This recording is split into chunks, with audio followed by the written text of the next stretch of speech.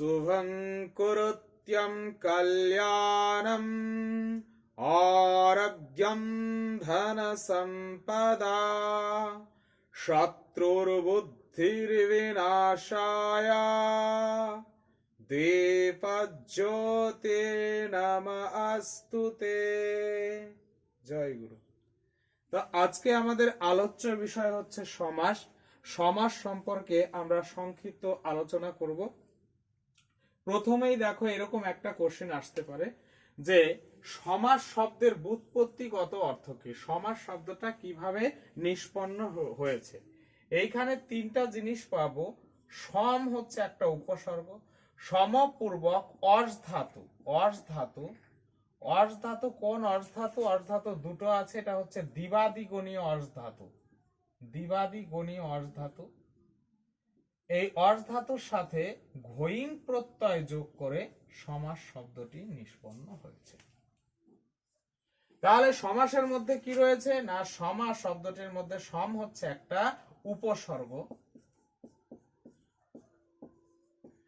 অস হচ্ছে একটা ধাতু। এই অর্শ ধাতু কথার অর্থই হচ্ছে হওয়া, আর ঘইং হচ্ছে একটা প্রত্যয়, আর এই প্রত্যয়টা সর্বদাই পুংলিঙ্গে ব্যবহার হয়, পুংলিঙ্গ। তাহলে এখান থেকে যে তথ্যগুলো উঠে আসছে যে সমাস শব্দের ব্যুৎপত্তিগত অর্থ হচ্ছে সমপূর্ব অর্শ ধাতু যোগ ঘইং প্রত্যয়। এখানে সম হচ্ছে উপসর্গ, অস হচ্ছে ধাতু, এই ধাতুর অর্থ হচ্ছে হওয়া, আর ঘইং হচ্ছে একটা প্রত্যয় যেটা পুরুষ লিঙ্গে ব্যবহৃত হয়। অর্থাৎ এই সমাস শব্দটি কিন্তু একটু পুরুষলিঙ্গ শব্দ, এটা হচ্ছে পুংলিঙ্গ শব্দ। অনুরূপ ভাবে আমরা পড়েছিলাম সন্ধি।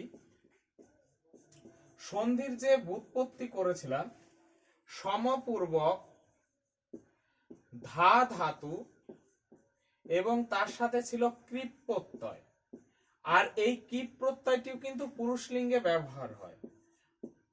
অর্থাৎ সমাস, সন্ধি এই দুটোই কিন্তু পুরুষলিঙ্গ শব্দ। অনেক বইতে সমপূর্ব ধা ধাতু ৩ প্রত্যয় দেওয়া আছে সন্ধির ক্ষেত্রে, সেটা একদম সর্বাংশে ভুল, কৃপ প্রত্যয় হবে। তাহলে আমরা জানলাম, দেখো সমাস হচ্ছে একটা পুরুষলিঙ্গ শব্দ। এই ধরনের একটা কোশ্চেন তোমাদের প্রথমেই হতে পারে। স্টেটের ক্ষেত্রে, সব ধরনের পরীক্ষার ক্ষেত্রে আসতে পারে, তবে স্টেটের ক্ষেত্রে এই ধরনের কোশ্চেন গুলো বেশি হয়। তো চলো, এটা হচ্ছে সমাসের ব্যুৎপত্তিগত অর্থ। এবার সমাস কথার অর্থ কি? সমাস কথার অর্থ, এখানে সমাস কথার অর্থ আছে সংক্ষেপিত, সংক্ষিপ্ত করা। সমাস কথার অর্থ হচ্ছে সংক্ষেপ, মানে বড় জিনিসটাকে ছোট করাকেই বলা হচ্ছে সমাস। তাই পাণিনি মহোদয় সমাসের সংজ্ঞা করতে গিয়ে তিনি কি বলেছেন? তিনি বললেন একপদী ভাব সমাস। একপদী ভাব সমাস। এই কথার অর্থ কি না, এই কথার অর্থ হচ্ছে দুই বা তার বেশি পদকে এক পদে পরিণত করাকে, এক পদে পরিণত করাকে সমাস বলে। একপদী ভাব সমাস, অর্থাৎ এক পদে পরিণত করাকে সমাস বলে। তো কিভাবে? দুই বা তার বেশি পদকে যখন আমরা এক পদে পরিণত করব তখন তাকে বলবো সমাস। যেমন ধরো আমরা বলতে পারি যে রাজার পুত্র, রাজার পুত্র, আমরা প্রথমে বাংলায় করে নেই। তো দেখো, রাজার একটা পদ, পুত্র একটা পদ, এই দুটো পদ মিলে যখন আমরা সমাস করছি তখন সেটা হয়ে যাচ্ছে রাজপুত্র। তাহলে তো তাই করা হচ্ছে, এইখানে একটা পদ, এখানে একটা পদ, তাহলে এই দুটো পদকে আমরা কি করছি? একটা পদে পরিণত করছি, আর এটাকেই বলা হচ্ছে সমাস। অর্থাৎ সমাস কথার অর্থ সংক্ষেপ, বড় জিনিসটাকে ছোট করে তুলছি, তাহলে সংক্ষেপ হলো। তারপরে একপদী ভাব সমাস, দুই বা তার বেশি পদকে যখন এক পদে পরিণত করছি তখন তাকে সমাস বলা হচ্ছে। তবে এই পদগুলোর মধ্যে পরস্পরের মধ্যে একটা রিলেশন বা সম্পর্ক থাকতে হবে, অর্থাৎ পরস্পর সম্পর্কযুক্ত দুই বা তার বেশি পদকে যখন এক পদে পরিণত করব তখন তাকে বলা হবে সমাস। এই হচ্ছে সমাসের কাহিনী। এবার এই সমাস করতে গেলে আমাদের কিছু বিষয় জানতে হয়, কোনটা হচ্ছে ব্যাস বাক্য, কোনটা বিগ্রহ বাক্য। তো এগুলো তোমাদের যে নোটস বা পিডিএফ দিয়েছি সেখানে সুন্দরভাবে করে দেওয়া আছে, সেগুলো পড়লেই তোমরা বুঝতে পারবে। তবুও আরেকবার বলে দিচ্ছি যে দেখো এইখানে সমস্যমান পদ, সমস্যমান পদগুলো কি? এই যে রাজা এবং পুত্র, এই পদগুলোকে বলা হচ্ছে সমস্যমান পদ। রাজার একটা পদ, পুত্র একটা পদ। তাহলে এখানে কয়টা সমস্যমান পদ রয়েছে বলো? হ্যাঁ, তাহলে সমস্যমান পদ রয়েছে দুটি। আর এই প্রথম পদটিকে বলা হয় পূর্ব পদ, আর এইটাকে বলা হয় পরপদ বা উত্তর পদও বলে। অর্থাৎ যদি বলে সমস্যমান পদ কিভাবে গঠিত হয়, সমস্যমান পদ কি কি? না, সমস্যমান পদ হচ্ছে পূর্ব পদ এবং পরপদ। আচ্ছা, তাহলে আমরা এবার সমস্যমান পদ জানলাম। এবার আমরা জানবো ব্যাস বাক্য বা বিগ্রহ বাক্য কাকে বলে। ব্যাস বাক্য বা বিগ্রহ বাক্য কাকে বলে? এই টোটাল জিনিসটাকে বলা হচ্ছে ব্যাস বাক্য বা বিগ্রহ বাক্য। অর্থাৎ রাজার পুত্র, এই পূর্ব পদ এবং পরপদ বা উত্তর পদ নিয়ে যেটা গঠিত হচ্ছে সেটাকেই বলা হচ্ছে ব্যাস বাক্য বা বিগ্রহ বাক্য। অর্থাৎ পূর্ব পদ এবং পরপদ এই দুটোকে একসাথে কি বলা হয়? বলা হয় ব্যাস বাক্য। ব্যাস বাক্য বলে বা বিগ্রহ বাক্য বলা হয়, বিগ্রহ বাক্য। এগুলো কিন্তু আমাদের ভালোভাবে জানতে হবে। আচ্ছা, আর একটা জিনিস আমাদের কি জানতে হবে? আর একটা জানতে হবে যে সমস্ত পদ বা সমাসবদ্ধ পদ। এই যে যেখানে সমাস হয়েছে দুটো পদ মিলে যেটা সংক্ষিপ্ত আকারে প্রকাশ হলো সেটাকেই বলা হচ্ছে আমাদের কি বলে? সেটাকে কি বলে? সেটাকে বলা হচ্ছে সমস্ত পদ বা সমাসবদ্ধ পদ। অর্থাৎ এটাকে আমরা বলবো সমস্ত পদ, সমস্ত পদ বা সমাসবদ্ধ পদ।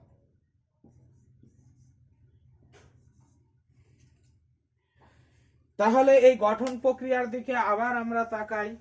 তাহলে সমাস করতে গেলে কিছু পরিভাষা সম্পর্কে আমাদের পরিচয় হতে হবে।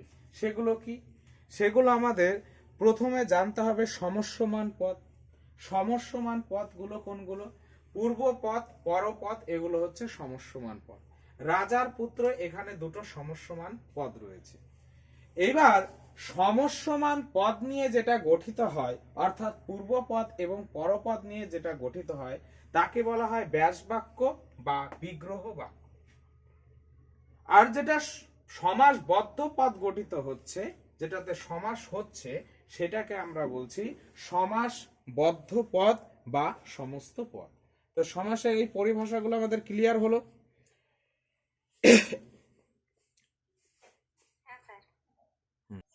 আচ্ছা, চলো এবার আমরা জেনে নেব সমাসের প্রকারভেদ।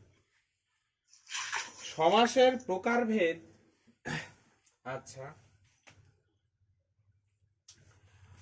পাণিনি সমাসকে চার ভাগে ভাগ করেছেন, চার ভাগে। কি সেগুলো? সেগুলো হচ্ছে অব্যয়ভাব,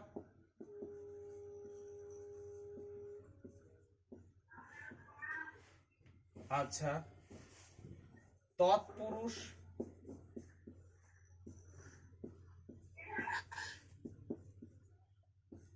দ্বন্দ্ব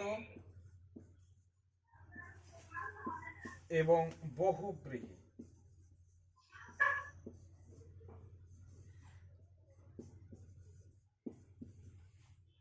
অব্যয়ভাব সমাসের সংজ্ঞায় বলা হয়েছে পূর্ব পদার্থ প্রধান অব্যয়ভাব।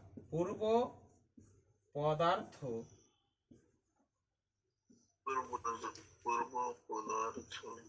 প্রধান অব্যয়ী ভাব। তৎপুরুষ, তৎপুরুষের সংজ্ঞায় বলা হয়েছে পর পদার্থ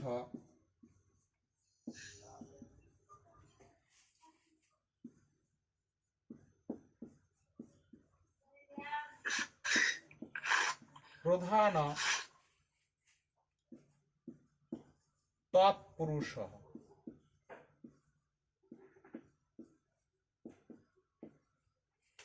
দ্বন্দ্বতে বলা হয়েছে উভয় পদার্থ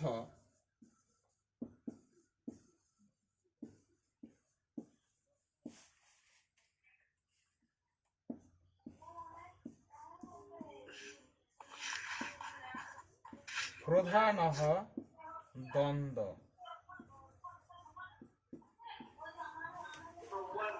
অন্য পদার্থ। কার অডিও অন করা আছে? অডিওটা বন্ধ করো।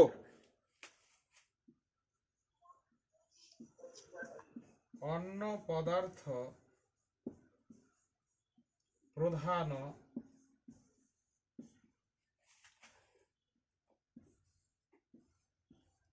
বহুব্রীহি।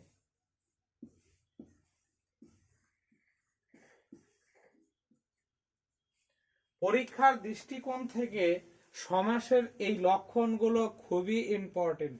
স্টেটে এখান থেকে একটা কোশ্চেন হবেই হবে। তাহলে দেখো, পাণিনি 4 প্রকার সমাসের কথা স্বীকার করেছেন। সমাসের ভেদ নিয়েও আমাদের 3 ধরনের ভেদ আমরা আলোচনা করব। তাহলে যদি বলে পাণিনির মতে সমাস কয় প্রকার, উত্তর কি আসবে বলো? 4 প্রকার। কি কি? কি কি? অব্যয়ীভাব, তৎপুরুষ, দ্বন্দ্ব, বহুব্রীহি, দ্বন্দ্ব।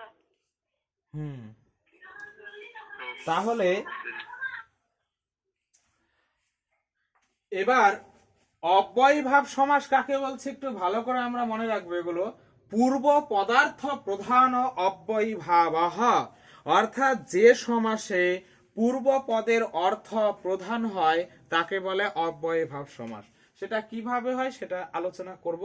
তো তোমাদের এগুলো পিডিএফ এও পেয়ে যাবে, সব এগুলো নোটস করা আছে। তাহলে যে সমাসে পূর্ব পদের অর্থ প্রধান পায় তাকে কোন সমাস বলে? না, তাকে অব্যয়ীভাব সমাস বলে।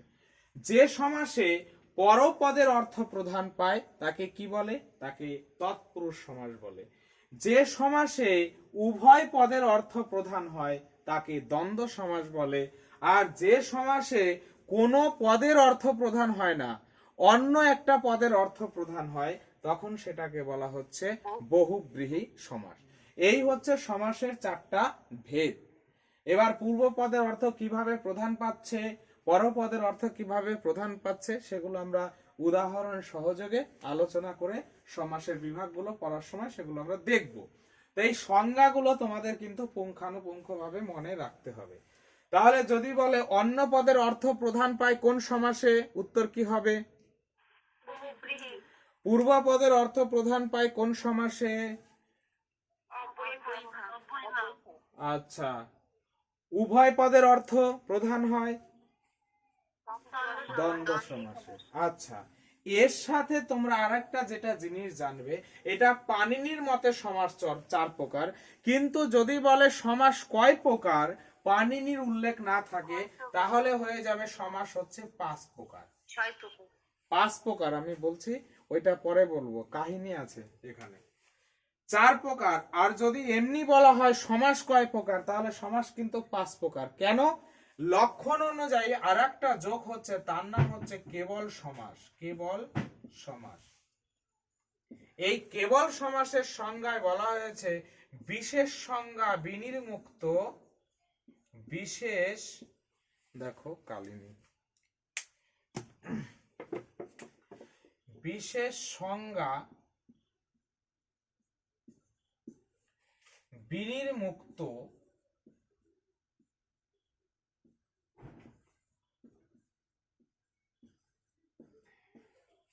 কেবল সমাস।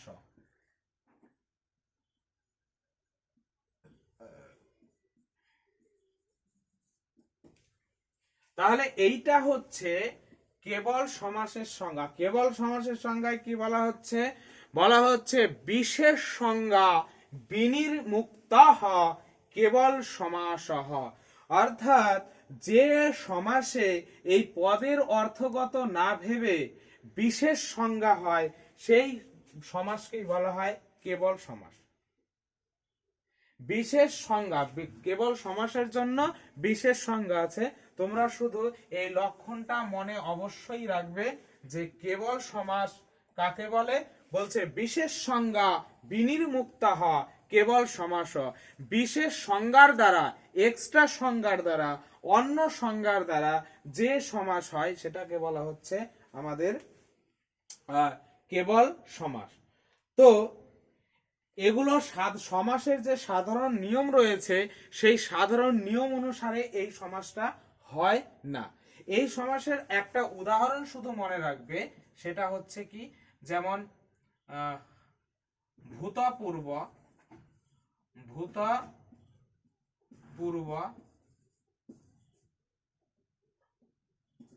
এটা হবে কি হবে, পূর্বং ভূত, পূর্বং ভূত।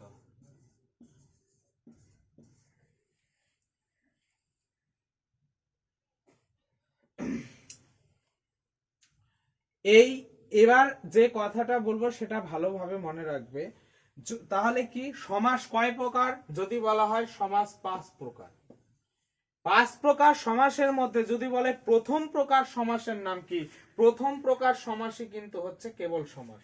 এটাই হচ্ছে প্রথমে রয়েছে। 5 প্রকার সমাসের মধ্যে প্রথম যেটা প্রকার সেটা হচ্ছে কেবল সমাস। আচ্ছা, আর পাণিনির মতে যদি বলে সমাস কয় প্রকার, তাহলে পাণিনির মতে হচ্ছে সমাস 4 প্রকার। এবার চলে যাও, এবার যেটা আমাদের ওয়েস্ট বেঙ্গলের নিয়ম, এইখানে দেখো আমাদের সমাস হচ্ছে, যদি এরকম লক্ষণ থাকে ওয়েস্ট বেঙ্গলে এসএসসি পরীক্ষায় যদি আমরা বসতে চাই, এসএসসির যদি বলে পাণিনির মতে বললে তো 4 প্রকার, আর যদি এসএলএসটির কোশ্চিন নিয়ে আমরা পরীক্ষায় দেই তাহলে সেক্ষেত্রে আমরা বলবো সমাস 6 প্রকার। কিভাবে সমাস 6 প্রকার হচ্ছে সেটা এবারে একটু আমরা জেনে নেই। যে এই যে দেখো, আমরা এখানে এটা মিটিয়ে দিচ্ছি, যে আমরা এখানে লিখেছি তৎপুরুষ সমাস, যে সমাসে উত্তর পদের অর্থ প্রধান রূপে প্রতীয়মান হয় তাকে বলা হচ্ছে তৎপুরুষ সমাস। তো এই তৎপুরুষ সমাসেরই দুটো ভাগ রয়েছে। কি সেগুলো? তৎপুরুষ সমাসের দুটো ভাগ দেখতে পাই। একটা হচ্ছে কর্মধারয় সমাস, কর্মধারয়, আর আরেকটা হচ্ছে দ্বিগু।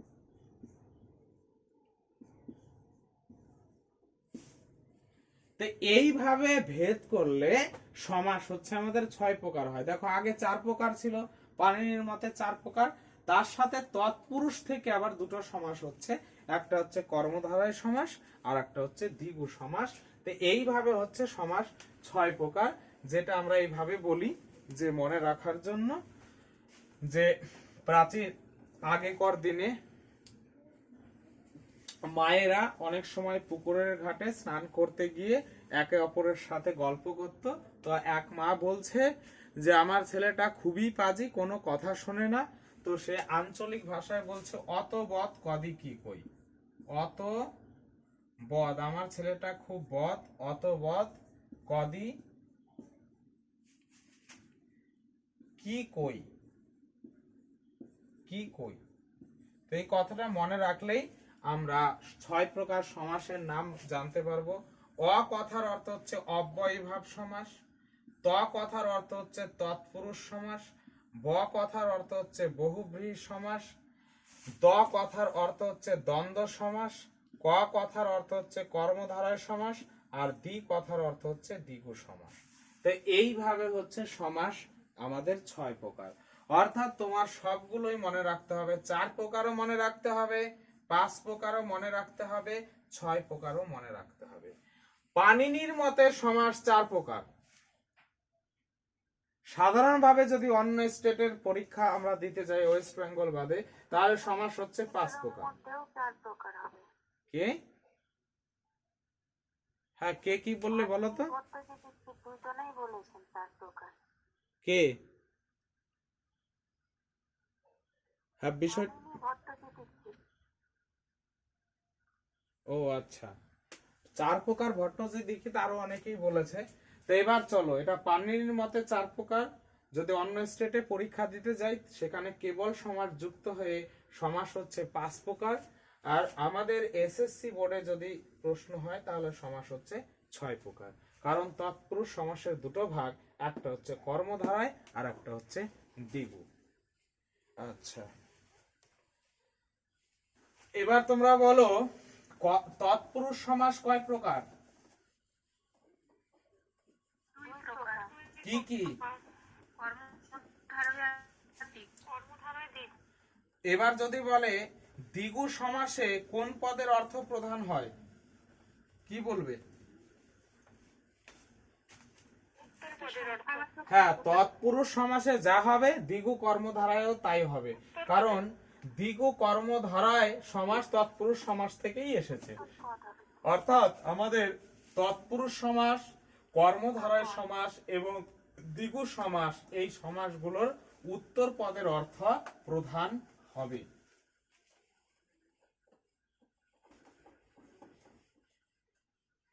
আচ্ছা, এবার সমাস যখন আমরা জানলাম, এবার সমাসের সাধারণ নিয়ম, কিভাবে আমরা সমাস করব তার কিছু নিয়ম নীতি রয়েছে।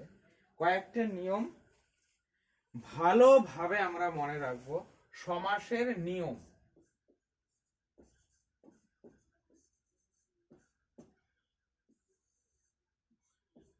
প্রথম যেটা নিয়ম, সমাস করার সময় কি করতে হবে, যে সমাসে বিভক্তি লোপ হবে। বিভক্তি লোপ হবে, লোপ হবে। 2, সমাসে সন্ধি আবশ্যিক। যদি সন্ধি হওয়ার মতো প্রেক্ষাপট থাকে, তাহলে কিন্তু সেখানে তোমার সন্ধি করতেই হবে। আর 3 নাম্বার যে নিয়মটা বলবো, সেটা এক এক ধরনের সমাসে এক এক রকম বিষয় ঘটবে। যেমন একটা উদাহরণ দিয়ে আমরা প্রথমে আলোচনা করছি, অব্যয়ীভাব সমাস। অব্যয়ীভাব, দেখো অব্যয়ীভাব সমাসে কি বলা হয়েছে, যে সমাসে পূর্ব পদের অর্থ প্রধান হবে। তাহলে এই সমাসে, অব্যয়ীভাব সমাসের নিয়ম হচ্ছে কি, প্রথম হচ্ছে পূর্ব পদের অর্থ প্রধান হবে, প্রধান হবে। আচ্ছা, 1। 2 নম্বর নিয়মে আমরা বলতে পারি যে অব্যয়ীভাব সমাসের কি হবে, পূর্ব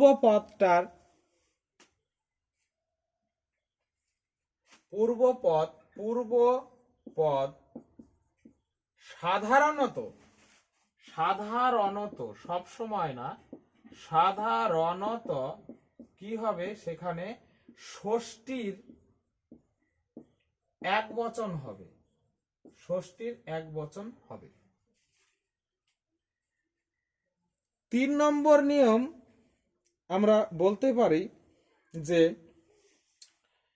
সমাসবদ্ধ পদটি, যেটা সমাসবদ্ধ পদ হবে, সমাসবদ্ধ পদ কি হবে, ক্লীবলিঙ্গ একবচন হবে। ক্লীবলিঙ্গ প্রথমার একবচন হবে। আর একটা নিয়ম জানবো, যে এই সমাসবদ্ধ পদে বেশিরভাগ ক্ষেত্রে একটি অব্যয় থাকবে। সমাসবদ্ধ পদে কি থাকবে, সমাসবদ্ধ পদে বেশিরভাগ ক্ষেত্রে একটি অব্যয় থাকবে।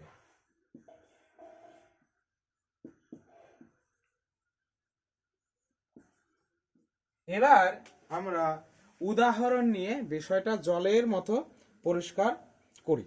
চলো, যেমন ধরো আমরা যখন বাংলায় করব, আমরা এইভাবে অতি পরিচিত এগুলো সমাস আমরা স্কুলে করেছি। ভিক্ষার অভাব, এটা কি হয় তোমরা বলো তো?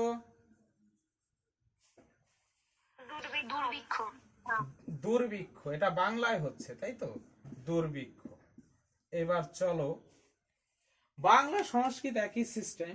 এবার দেখো তো, যখন আমি ভিক্ষার অভাব কথাটা লিখব, তাহলে ভিক্ষাতে র রয়েছে, এই পদটাকে যদি আমি সংস্কৃতে লিখতে যাই, মূল শব্দ কি? মূল শব্দ হচ্ছে ভিক্ষা, তাই না? এটা হচ্ছে আমাদের মূল শব্দ, মূল শব্দ। আচ্ছা, আর অভাবটাও হচ্ছে মূল শব্দ, এটা অভাবের মূল শব্দ অভাবই হবে, এটাও মূল শব্দ, এর মূল শব্দ অভাবই হবে। আচ্ছা চলো, তাহলে এর ষষ্ঠীর এক বচন করতে হবে। কি বলেছে? যে পূর্ব পদ সাধারণত ষষ্ঠীর এক বচন হয়। তাহলে এই নিয়মটা দেখো মিলে যাচ্ছে। তাহলে ভিক্ষা, ভিক্ষার রয়েছে, তাহলে এটা ষষ্ঠীর এক বচন করতে হবে, মূল শব্দ ভিক্ষা। তাহলে ভিক্ষা শব্দটা যদি লতা শব্দের মতো ধরি, তাহলে লতা শব্দের ষষ্ঠীর এক বচন কি ভাই? লতায়া। তাহলে এখানে কি হবে? ভিক্ষায়া। তাহলে এখানে ষষ্ঠীর এক বচন হচ্ছে তো, হলো। আচ্ছা, আর এখানে কি হবে? অভাবহ। তাহলে দেখো পূর্ব পদটি ষষ্ঠীর এক বচন হবে, এই কথাটা মিলল। এইবার দ্বিতীয় টপিকসে কি বলেছে, তারপরে বলেছে দেখো যে সন্ধি যখন আমরা করতে যাব, সন্ধি করতে গেলে এবার সমাসবদ্ধ পদের কাহিনীতে চলে আসো। সমাসবদ্ধ পদ, আচ্ছা, এই যে অভাব কথাটা রয়েছে, এখানে একটা কথা বলা হয়েছে। কি বলা হয়েছে? যে সমাসবদ্ধ পদে একটি অব্যয় থাকবে। কি থাকবে? অব্যয় থাকবে। আর এখানে বলেছে, আর একটা কথা বলেছে, পূর্ব পদের অর্থ প্রধান হবে। একটা একটা করে চলি, নাহলে বুঝতে আমাদের অসুবিধা হবে। এটাতে দেখো, এক নম্বর বলছে পূর্ব পদের অর্থ প্রধান হবে। তাহলে এটাকে আমরা কোন পদ বলবো? পূর্ব পদ না উত্তর পদ? পূর্ব পদ। আর এটাকে কি বলবো? পরপদ, পরপদ বা উত্তর পদ, যাই বলো বলো। আচ্ছা, এবার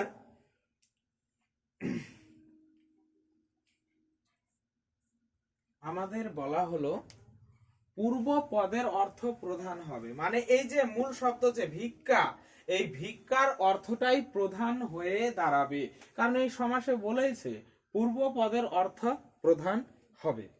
এইবার এই যে পরের যে একটা পদ রয়েছে 4 নাম্বার নমসে দেখো, সমাসবদ্ধ পদে একটি কি থাকবে? অব্যয় থাকবে, অব্যয় থাকবে। অর্থাৎ এই অভাবটা, এই অভাব যে পদটা রয়েছে, এই পদটা একটা অব্যয় হয়ে যাবে। আর সেই অব্যয়টা কি হয়ে গেল? সেই অব্যয়টা হয়ে গেল দূর। দূর, দূর একটা অব্যয়। আমরা জানি অব্যয়ের তো অনেক কাহিনী আছে, অনেক বিষয়কে অব্যয় বলে। আর তোমরা এটা ভালো করে জানো যে প্র, পরা, অপসম, অব, অনু, নি, দূর, প্রতি, অভি, প্রতি, যে উপসর্গগুলো রয়েছে, এই উপসর্গগুলো এক শ্রেণীর অব্যয়। আচ্ছা, তাহলে দেখো এই পরপদটা কি হয়ে গেল? অব্যয় হয়ে গেল। সমাসবদ্ধ পদে কিন্তু একটা অব্যয় থাকতেই হবে। আর সেগুলো কিভাবে চিনব? যে কোন সমাসবদ্ধ পদে যদি দূর, প্রতি, অভি, নি, উপ এই কথাগুলো থাকে, তাহলে সেটা মানে অব্যয় হয়েছে, আর সেটা মানেই হচ্ছে অব্যয়ভাব সমাস। তার ফিগার দেখেই বোঝা যাবে এটা কোন সমাস। আচ্ছা, এবার আমাদের ভিক্ষা পদটা নিতে হবে, কিন্তু আমরা কি বলেছি? যে বিভক্তি লোপ হবে। তাহলে যে ভিক্ষা এখানে ষষ্ঠী বিভক্তি ছিল, বিভক্তি লোপ করলে কি পাবো? মূল শব্দ পাবো। তাহলে মূল শব্দ হচ্ছে ভিক্ষা, তাহলে দুর্ভিক্ষা করলাম। এবার এই দুর্ভিক্ষা এই কথাটা আমরা কি করতে পারি? রটা রেফ হয়ে যাবে, দুর্ভিক্ষা হলো। আচ্ছা, এবার দেখো সমাসবদ্ধ পদটি ক্লিবলিঙ্গের একবচন হবে। তাহলে এটা হলো আমাদের সমাসবদ্ধ পদ, এটাকে ক্লিবলিঙ্গের একবচন করতে হবে। এখন প্রশ্ন হচ্ছে, তোমরা আকারান্ত ক্লিবলিঙ্গ শব্দ দেখেছো? আছে কি বলো?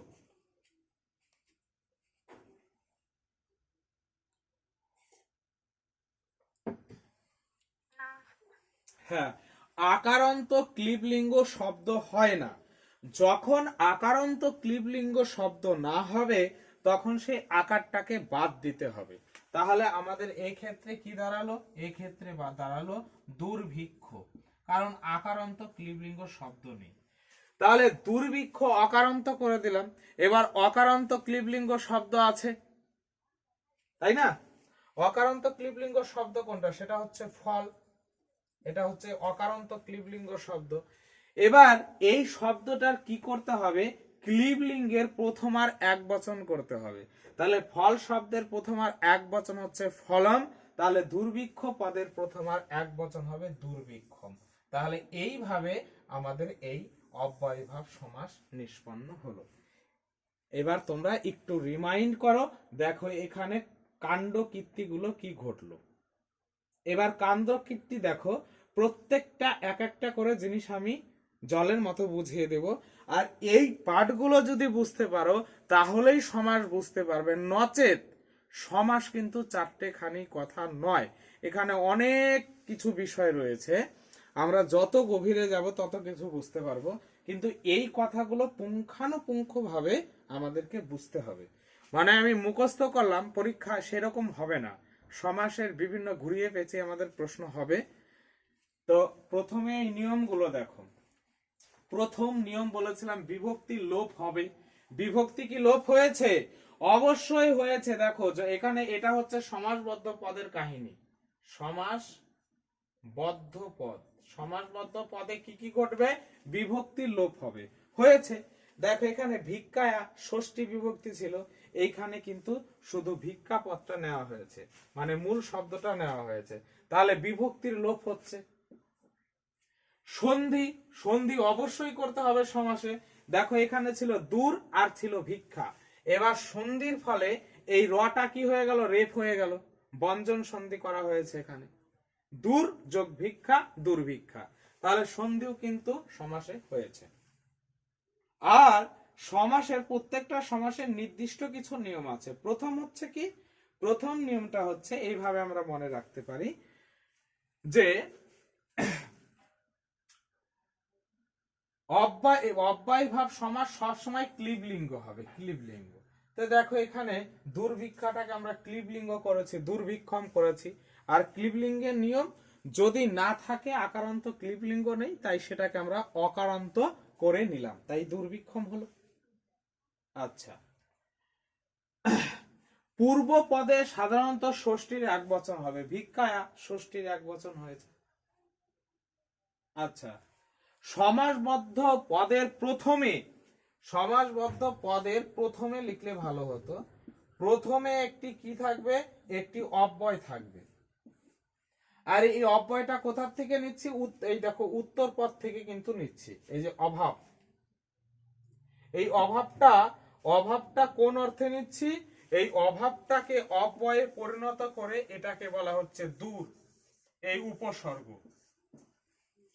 তাই তোমাদের পরীক্ষায় এরকম আসবে যে একটা অভাব অর্থে অব্যয়ভাব সমাসের উদাহরণ দাও, তখন তোমাদের লিখতে হবে দুর্ভিক্ষ, কারণ এখানে দূর কথাটা অভাব অর্থে ব্যবহৃত হচ্ছে। তাহলে এই সমাসে দেখো প্রথমেই আমরা যেটা পাচ্ছি সেটা একটা অব্যয় পেয়ে যাচ্ছি।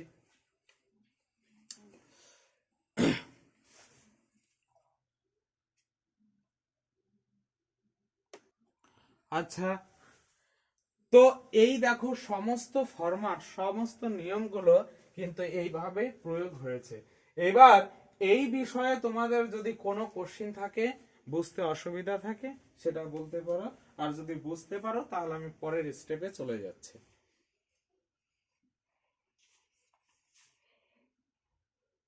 স্যার, হ্যাঁ বলো।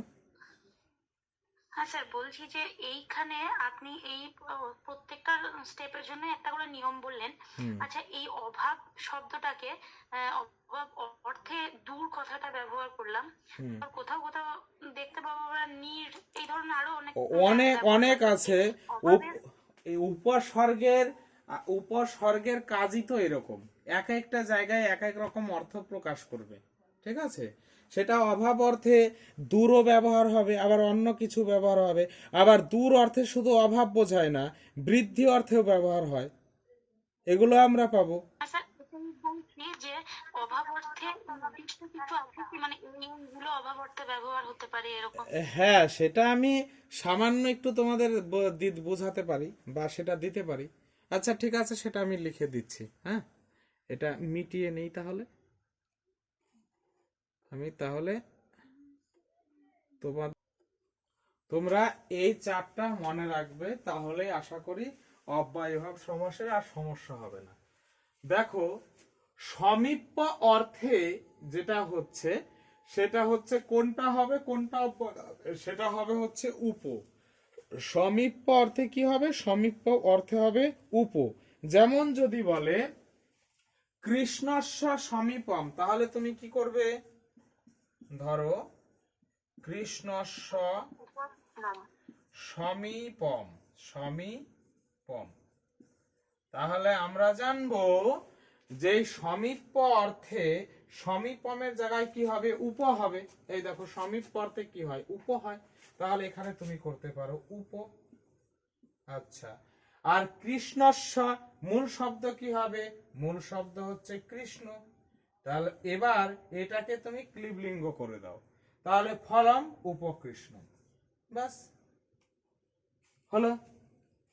এবার অভাব অর্থে, অভাব অর্থে দুটো হয়, দেখো অভাব অর্থে দুটো হচ্ছে, এইখানে দেখো একটা নি হচ্ছে, আবার দেখো অভাব অর্থে আবার এখানে কি হচ্ছে, দু হচ্ছে, দুরকমই হয় অভাব অর্থে।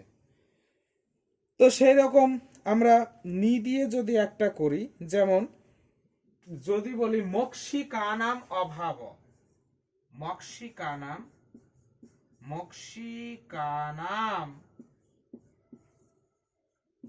অভাব,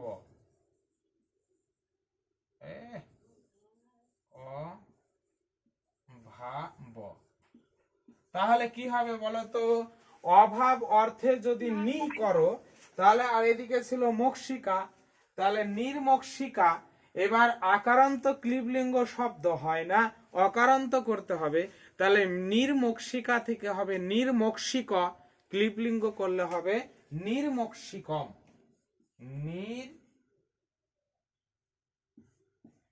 নির্মক্ষিকম। তাহলে এটা হচ্ছে আমাদের অভাব অর্থে অব্যয়ভাবের উদাহরণ। এই ধরনের প্রশ্ন তো 100% হবে তোমাদের, যে একটা অভাব অর্থে অব্যয়ভাবের উদাহরণ, একটা যোগ্যতা অর্থে, এই ধরনের কিন্তু আসে, তাই এই জিনিসগুলো মনে রাখবে। আচ্ছা, কই আমার, চলো তারপরেরটা কি রয়েছে, তারপরে অতি অর্থে, অতি অর্থে একটা উদাহরণ, তোমরাও কিছু বলো। স্যার, অতি হিমম হিমস্বত্বয়। হ্যাঁ, এই তো সুন্দর। আচ্ছা, তাহলে দেখো বলছে অতি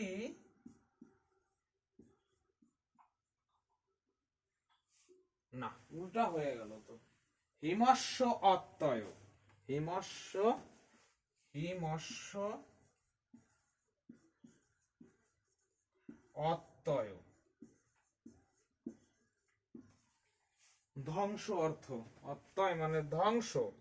আচ্ছা, চলো তাহলে এটাকে কি করব আমরা, এই অত্যয়টাকে আমরা কি অর্থে ব্যবহার করছি, অতি অর্থে, এই উপসর্গ অর্থে, তাহলে আমরা অতি করলাম। তার সাথে কি ছিল, হিমস্ব, মানে মূল শব্দ হচ্ছে হিম, আর এর সাথে ক্লিবলিঙ্গের একবচন করলে হবে অতি হিম। তাহলে এটা হলো। এবার যোগ্যতা অর্থে একটা উদাহরণ বলো। যোগ্যতা দেখো, পশ্চাৎ অর্থে অনু হয়, আবার যোগ্যতা অর্থে অনু হয়। অর্থাৎ আমরা এখানে দুটো উদাহরণ নিব। একটা হচ্ছে পশ্চাৎ অর্থে, যেমন যদি বলি রথস্য পশ্চাৎ, রথস্য পশ্চাৎ, তাহলে দেখো পশ্চাৎ অর্থে আমরা অনু ব্যবহার করতে পারি। তাহলে এখানে কি করব, এখানে করব অনু, রথম, রথ, ক্লিবলিঙ্গের একবচন অনুরথম। আচ্ছা, এবার একটা যোগ্যতা অর্থে নেই, যেমন রূপস্য যোগ্যতা, হ্যাঁ এটাও হবে রূপস্য যোগ্যম, রূপস্য যোগ্যম। তাহলে যোগ্যম অর্থে আমরা অনু নিতে পারি। তাহলে সেখানে আমরা কি করব, অনু, আর ওইদিকে ছিল রূপ, তাহলে অনুরূপ, আর ক্লিবলিঙ্গের একবচনে হলো অনুরূপম। তাহলে এটা তো আমরা বলতে পারি অনুরূপম হলো।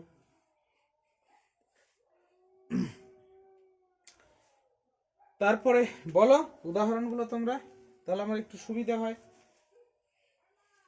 তাহলে আমরা অনু পর্যন্ত গেলাম। এবার প্রতি, প্রতি দিয়ে দেখো বিভিন্ন হয়, প্রত্যেক, বিপসা, দিকে। বিপসাটা তো খুবই ইম্পর্টেন্ট।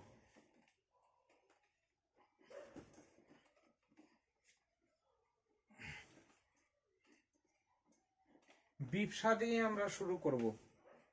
আচ্ছা, বিপসা, যেমন বিপসা কথার অর্থ একটা জিনিসকে যখন দ্বিত্ব করা হচ্ছে, দুবার বলা হচ্ছে, তখনই সেটাকে বলে বিপসা। যেমন যদি বলি দিনম দিনম,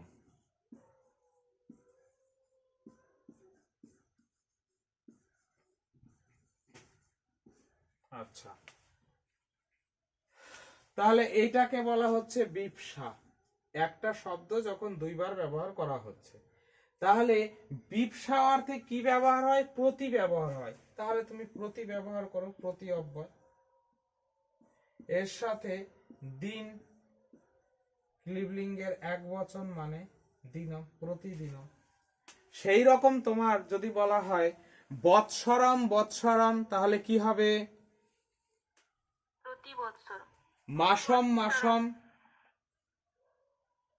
প্রতি মাসম, সপ্তাহম, সপ্তাহম, প্রতি সপ্তাহ। এই সপ্তাহ। বাস। আচ্ছা, তাহলে বিপসাটা বোঝা গেছে। এবার আর একটা হচ্ছে আমরা জানবো এবার কি দিয়ে, প্রতি অব্যয় দিয়ে দিকে। আচ্ছা, দিকে কি হবে গো, একটা উদাহরণ বলো। দিকে কেশাকেশি আসে কোথা থেকে, কেশাকেশিতে চলে গেল, ওটা বহুব্রীহি, ওটা বতিহার বহুব্রীহি সমাজ হলো। কেশেষু কেশেষু ইদং যুদ্ধং প্রবৃত্তম কেশাকেশি, কেশাকেশি, চুলোচুলি, মুষ্টা মুষ্টি। একটা এই দেখো এখানে বিপসা অর্থে দিনম দিনম, বিপসা অর্থে প্রতি শব্দ ব্যবহার হলো। সেরকম আমাদের প্রত্যেক কথাটা থাকবে, প্রত্যেকের পরিবর্তে আমরা প্রতি শব্দটা ব্যবহার করব। তো এরকম তোমরা বই দেখো, বইতে আছে প্রতি দিয়ে। অর্থম, অর্থম, প্রতি। হ্যাঁ, প্রতি, অর্থম, অর্থম, অর্থম, এটা তো প্রতি, অর্থম হলো, বিপসা অর্থে হলো। এই দেখো অর্থম, সাদৃশ্য অর্থেও হবে স্যার প্রতি। হ্যাঁ, সাদৃশ্য অর্থেও প্রতি হয়। হতে পারে। অর্থম, অর্থম, এটা হচ্ছে কি প্রতি অর্থম, তাই না? প্রতি অর্থম যখন হচ্ছে, দেখো এখানে তো মট আমরা পরে লিখবো, তখন এখানে সন্ধি হয়ে যাচ্ছে। এই যে হস্যিকারের পর অ থাকলে জন সন্ধি হয়ে হবে প্রত্যর্থম, বানানটা এই রকম হবে, প্রত্যর্থম। যাই হোক, এখানে দেখবে তো আমার যে খাতা তোমাদের পিডিএফ দিয়েছি সেখানে গৃহম গৃহম আছে, যোগ্যতা বিপসা অর্থে আছে, বিপসা অর্থেই দিয়েছি, বিপসা অর্থটা ইম্পর্টেন্ট। এখানে বেশ কয়েকটা তোমাদের দেওয়া আছে। আচ্ছা, একটা করে উদাহরণ হলো, এইবার প্রতি,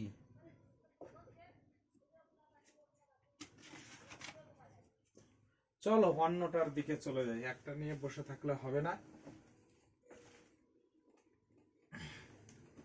এবার চলো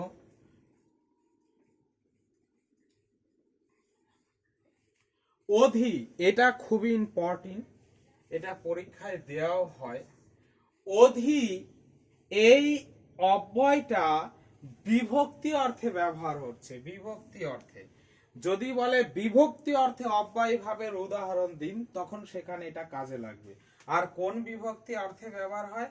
সপ্তমী বিভক্তি অর্থে। এই বিষয়টা কি? যেমন এই বিষয়টা একটাই দেখা যায়, এই উদাহরণটা খুবই পপুলার, সেটা হচ্ছে সদ, এখানে হচ্ছে অধিহরি, হরৌ থেকে হচ্ছে অধিহরি বিভক্তি অর্থে।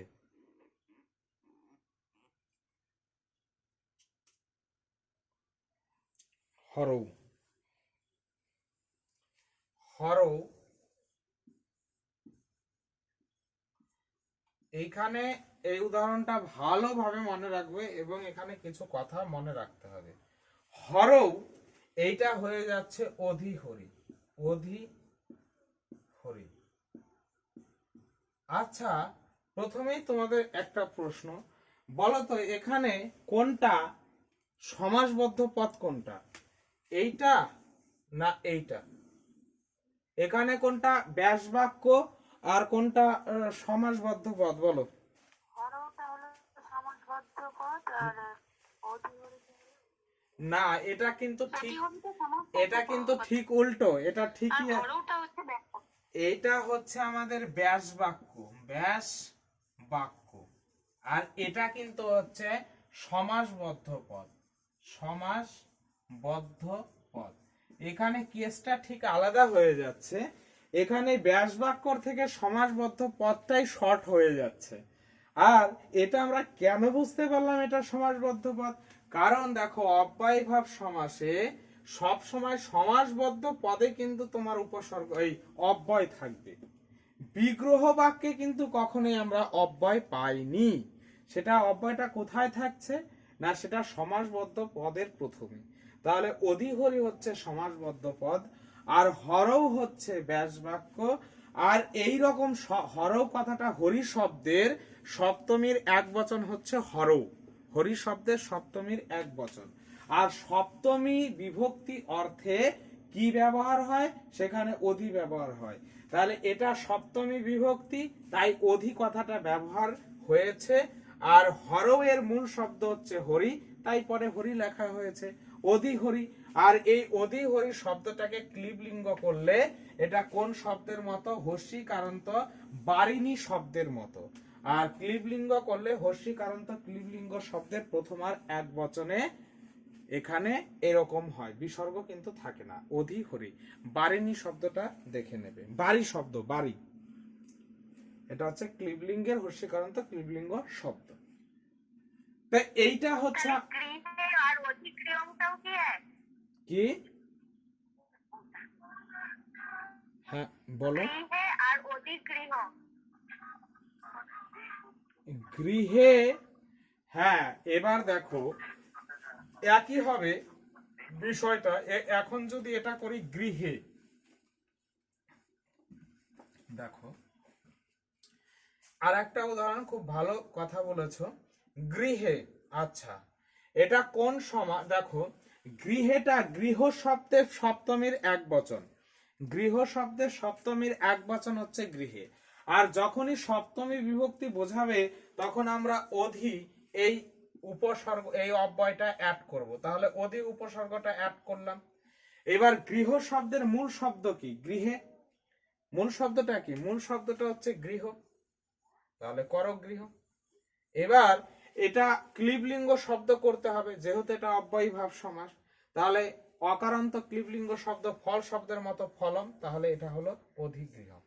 তাহলে এটাও হচ্ছে বিভক্তি অর্থে অব্যয়ীভাবের উদাহরণ। বোঝা গেছে? হ্যাঁ ঠিক আছে। হ্যাঁ, হ্যাঁ স্যার। আচ্ছা চলো তারপরে তারপরের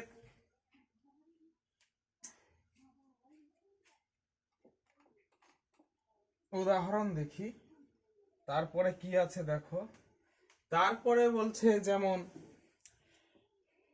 তোমার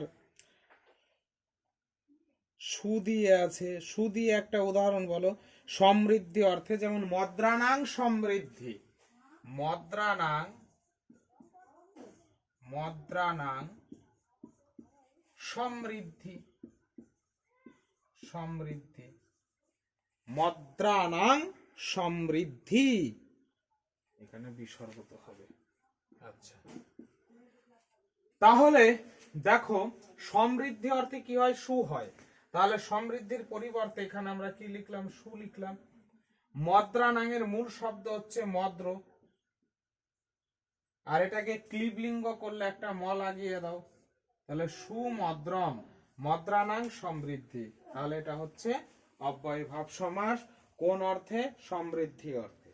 এবার সাদৃশ্য অর্থে, স দিয়ে অনেক কিছু হয়, সাদৃশ্য হয়, যৌগপদ্য হয়, সম্পত্তি হয়, সাকল্য হয়, অন্ত হয়, অনেক কিছু হয়। তো একটা সাদৃশ্যটাই বেশ গুরুত্বপূর্ণ, সাদৃশ্যটা দিয়ে করি। বলো সাদৃশ্য দিয়ে একটা উদাহরণ বলো। হরে সদৃশম। হরে সদৃশম, সুন্দর উদাহরণ। হরে ষষ্ঠীর এক বচন, তাহলে বিসর্গ হবে হরে সদৃশম। চলো তাহলে এবার কি হচ্ছে? সাদৃশম অর্থে আমরা কি লিখবো? স লিখবো, তাহলে এখানে স লিখলাম। আচ্ছা, হরে মূল শব্দ হচ্ছে হরি। এবার এটাকে ক্লিবলিঙ্গ করলে এটাই হবে, ক্লিবলিঙ্গের এক বচন করলে ইকারান্ত, অর্থাৎ কোন শব্দের মতো? বাড়ি শব্দের মতো, তাহলে এরকমই থাকবে শহরী। তাহলে এটা হচ্ছে সাদৃশ্য অর্থে। এবার এই অতিক্রম্য অর্থে, এটা তো অনেক উদাহরণ হয়, যেমন যদি বলি অতিক্রম অর্থে, যেমন বিধিম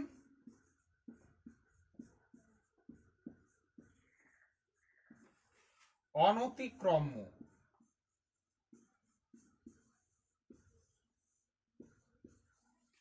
তাহলে তোমার কি দাঁড়াচ্ছে?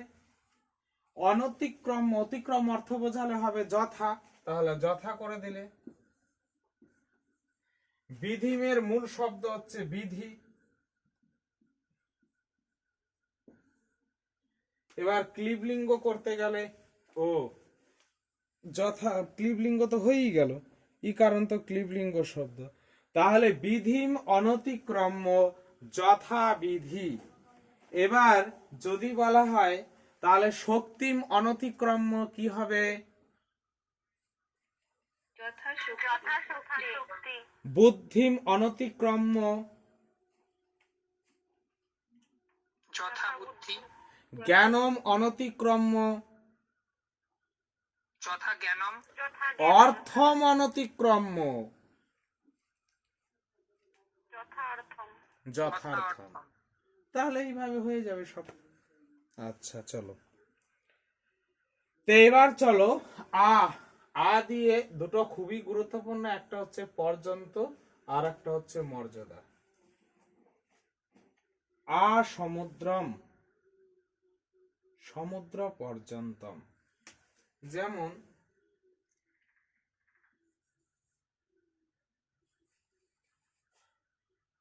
সমুদ্র পর্যন্তম, তাহলে দেখো এই পর্যন্ত অর্থে কি ব্যবহার করতে পারি? আ ব্যবহার করতে পারি। তার সাথে কি লাগাবো? সমুদ্র লাগাবো। ক্লিবলিঙ্গর এক বচন করে দিলাম। তাহলে আ সমুদ্রম, সমুদ্র পর্যন্তম, এটা কোন অর্থে ব্যবহার হয়েছে? এটা হচ্ছে পর্যন্ত অর্থে আ এই অব্যয়টি ব্যবহার হয়েছে। তাহলে কণ্ঠ পর্যন্তম কি হবে বলতো? জানু পর্যন্তম। আ জানু, জানু পর্যন্তম হচ্ছে আ জানু। এইভাবে হচ্ছে। এবার আরেকটা চলো তোমাদের মর্যাদা দিয়ে একটা করা যাক। মর্যাদা দিয়ে বলো কে একটা উদাহরণ।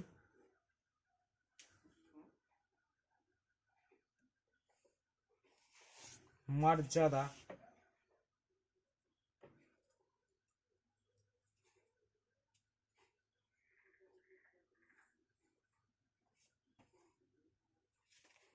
আং মর্যাদা দিভি, একটা সূত্র তো ছিল। মর্যাদা দিয়ে কেউ পেয়েছে উদাহরণ বলো।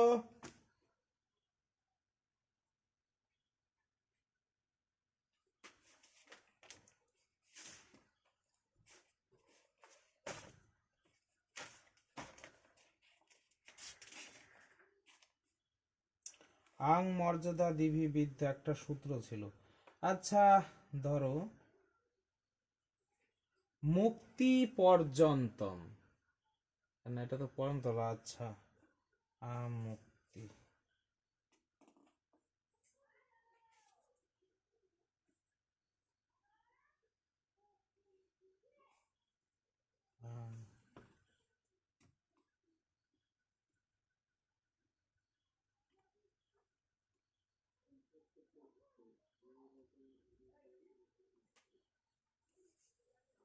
আচ্ছা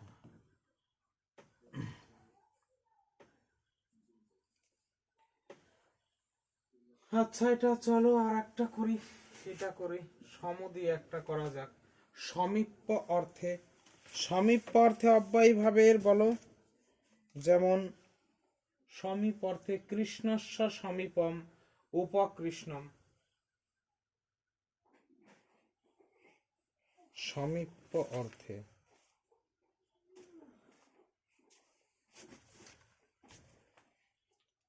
সমীপ্য অর্থে তো সম হচ্ছে এখানে। আচ্ছা স্যার এখানে দেওয়া রয়েছে অগ্ন সমীপম সমক্ষম। হ্যাঁ অগ্ন সমীপম না, হ্যাঁ ঠিক বলেছ। এই উদাহরণগুলোই মনে থাকে না। অগ্ন এটা মূর্ধন্য হবে, অগ্ন সমীপম।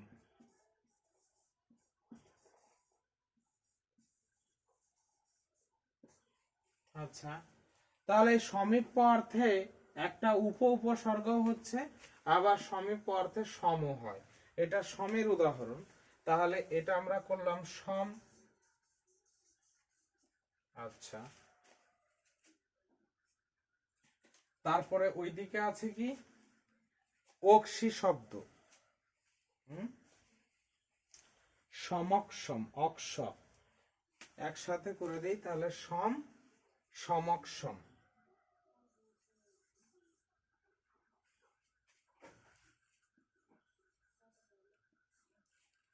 অগ্ন সমীপম সমক্ষম। তো এই যে তোমাদের যে উদাহরণগুলো দেওয়া হয়েছে, আর একটা পিডিএফ আমি তোমাদের দেব সমাসের। তো এই উদাহরণগুলো তোমাদের করতে হবে। এবার জায়গায় জায়গায় তোমাদের কিছু বিষয় আছে, সেগুলো দু একটা বিষয় অব্যয়ভাব সম্পর্কে আরো বলছি।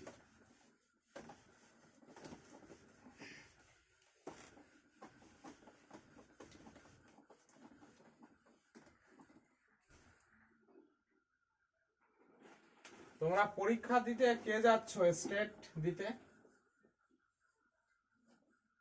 বলো?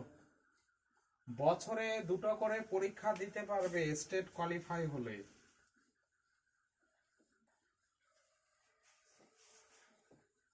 আমি যাব। আর কেউ বলছো না যে? যারা ফর্ম ভরেছো আমি যাবো। তারা অবশ্যই পরীক্ষা দিতে চলো। আমি তোমাদের কনফিডেন্স দিচ্ছি, তোমরা যারা আমার ক্লাস করছো, স্টেট কোয়ালিফাই করা তোমাদের কোনো ব্যাপার নয়। স্টেট আরামে কোয়ালিফাই করতে পারবে, কিন্তু এর যে পরের পরীক্ষাটা হবে সেটার জন্য তোমাদের অধিক পরিশ্রম করতে হবে।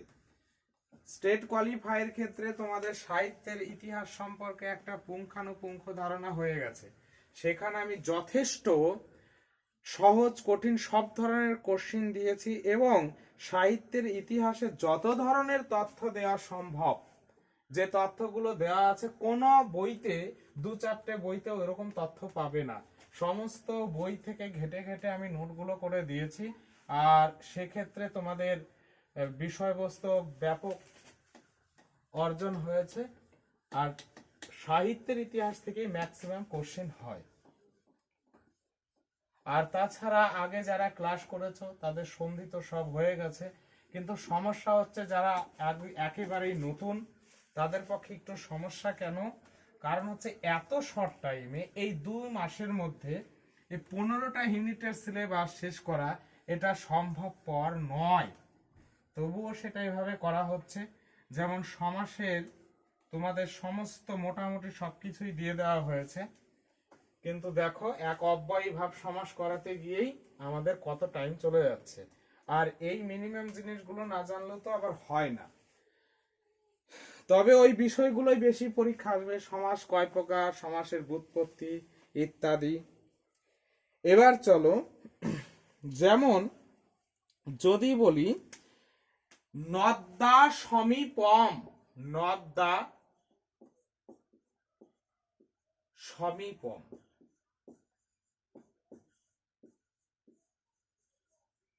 এটা কিভাবে হচ্ছে দেখো। এটা ষষ্ঠীর এক বচন, এদিকে আছে সমীপম।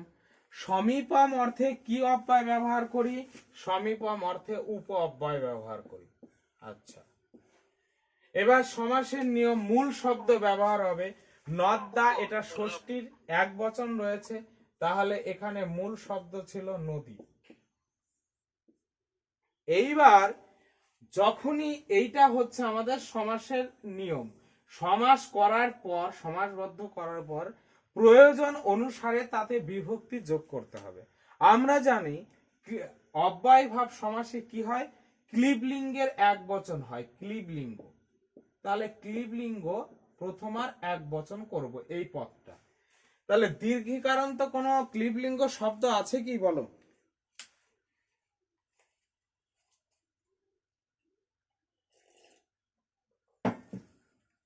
না স্যার। প্রসঙ্গক্রমে তোমাদের বলে রাখি, আকারান্ত, দীর্ঘিকারান্ত, তারপর হচ্ছে দীর্ঘকারান্ত, এগুলো কিন্তু এইভাবেই কেন লিখছি, আমি কার চিহ্ন ব্যবহার করছি কেন? চলো, মানে আকারান্ত, তারপর হচ্ছে দীর্ঘিকারান্ত এবং দীর্ঘকারান্ত ক্লিবলিঙ্গ শব্দ কিন্তু নেই। সেক্ষেত্রে কি করতে হবে? সেক্ষেত্রে যদি এরকম আসে তাহলে আকারান্ত থেকে আমরা অকারান্ত করব, দীর্ঘিকারান্ত থেকে আমরা হর্ষইকারান্ত করব, আর হচ্ছে দীর্ঘকারান্ত থেকে হর্ষকারান্ত করব। তাহলে তারই একটা উদাহরণ দাও, উপনদী। তাহলে এটা আমরা কি করব? দীর্ঘিকার থেকে কি করব? হর্ষিকার করব। তাহলে দেখবে হর্ষিকারান্ত ক্লিবলিঙ্গ আমাদের শব্দ আছে। তাই উপনদীতে দেখবে এইরকম লেখা আছে। বা আর একটা জিনিসও করা যেতে পারে, যখন দীর্ঘিকারান্ত আমরা দেখব না, যদি না থাকে, হর্ষিকারান্ত করতে পারি বা অকারান্ত করতে পারি। তাহলে কি করব? তাহলে উপনদী, তুমি দীর্ঘিকারটা তুলেই দাও, তাহলে কি থাকে? উপনদ থাকে, তাহলে অকারান্ত হয়ে গেল। এর সাথে এবার ম যোগ করো, ক্লিবলিঙ্গ করো, উপনদম, অর্থাৎ দুটোই হবে, উপনদীও হবে, উপনদমও হবে। এবার ধরো দীর্ঘকারান্ত, যেমন বধবা সমীপম, সমীপম। বধবা মানে হচ্ছে ষষ্ঠীর এক বচন, এটার মূল শব্দ হচ্ছে বধূ, ব ধয় দীর্ঘ বধূ। আচ্ছা, সমীপম মানে হচ্ছে উপ। এবার বধূ লিখলাম ব ধয় দীর্ঘ মূল শব্দ। দীর্ঘ কারণ তো আমাদের হয় না, দীর্ঘ কারণ তো না হলে আমরা কি করতে পারি, সেটা আমরা হস্য কারন্ত করে দেব। অর্থাৎ এটা থেকে আমরা তখন কি করব, আমরা করব উপবধূ। অথবা আমরা দীর্ঘ কারটা তুলে দেব, অকারান্ত করে নেব। তাহলে কি হবে, তাহলে আবার এটাও হতে পারে উপ বধূতে দীর্ঘকার ছিল, দীর্ঘকারটা তুলে দিলাম, তাহলে উপবধ থাকলো, অর্থাৎ অকারান্ত হয়ে গেল, এর সাথে ম যোগ করলাম। উপবধম। আচ্ছা, হ্যাঁ, উপবধম দুটোই হবে, এটাও হবে, তাহলে এটাও হবে।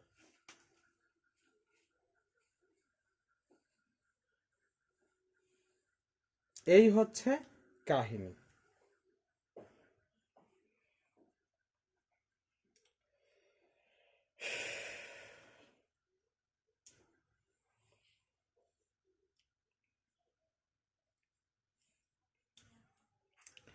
তাহলে অব্যয়ীভাব সমাস বুঝতে পেরেছো তোমরা? এবার তোমাদের যে চারটা দেওয়া হয়েছে এগুলো অবশ্যই জানবে, প্রত্যেকটা উদাহরণ এইভাবে দেখবে, কারণ এখন সমস্ত উদাহরণ বোঝানো সম্ভব নয়। আর তাছাড়াও এই উদাহরণগুলো যদি পড়ো, এগুলোই পরীক্ষায় থাকে, তো এই স্ট্রাকচারটা কিন্তু আমরা বুঝতে পারলাম। এখন আমি কিছু প্রশ্ন তোমাদের সামনে উত্থাপন করব, আর যেগুলোর উত্তর তোমরা সঠিকভাবে আশা করি দেবে। আচ্ছা,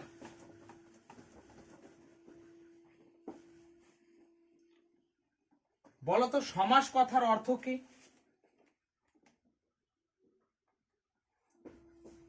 সমাস কথার অর্থ কি? সংক্ষেপ। ব্যুৎপত্তি নির্ণয় করো।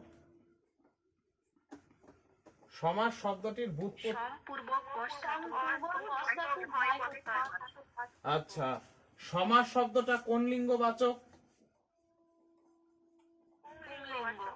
পুরুষ লিঙ্গবাচক। সমাসে কোন প্রত্যয় যোগ হয়েছে?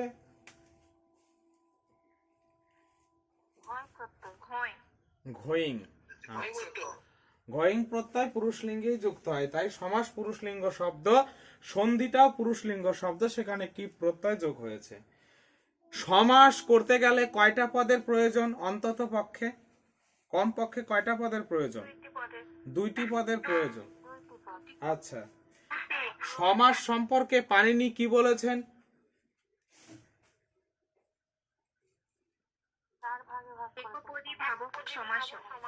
একপদী ভাব সমাস। আচ্ছা, একপদী ভাব সমাস। পাণিনির মতে সমাস কয় প্রকার? পূর্ব পদার্থ প্রধান কোন সমাস?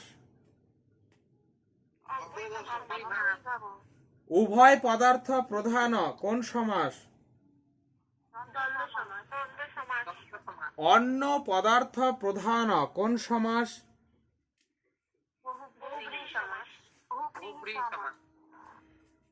বিশেষ সংজ্ঞা বিনির্মুক্ত কোন সমাস? কেবল সমাস। অর্থাৎ সমাসবদ্ধ পদে, সমাসবদ্ধ পদের দুটো নিয়ম বলো, কি কি নিয়ম?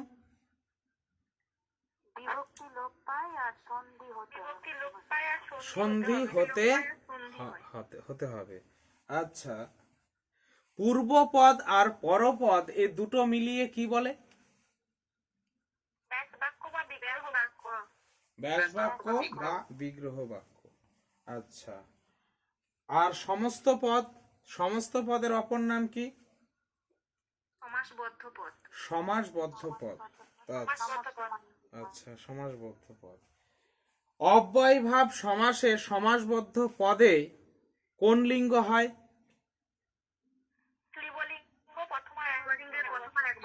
ক্লেবলিঙ্গ প্রথমার এক বচন হয়।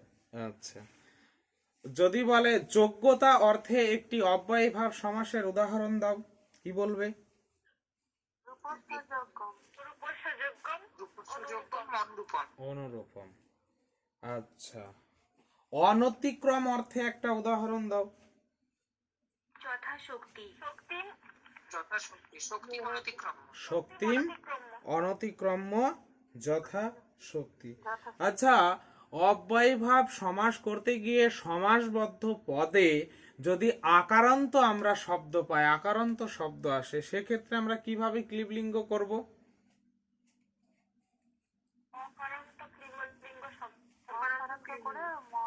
হ্যাঁ, আমরা আকারান্ত থাকলে অকারান্ত করব, আর যদি দীর্ঘিকারান্ত থাকে তাহলে সেক্ষেত্রে হস্যিকারান্ত করব বা অকারান্ত করব।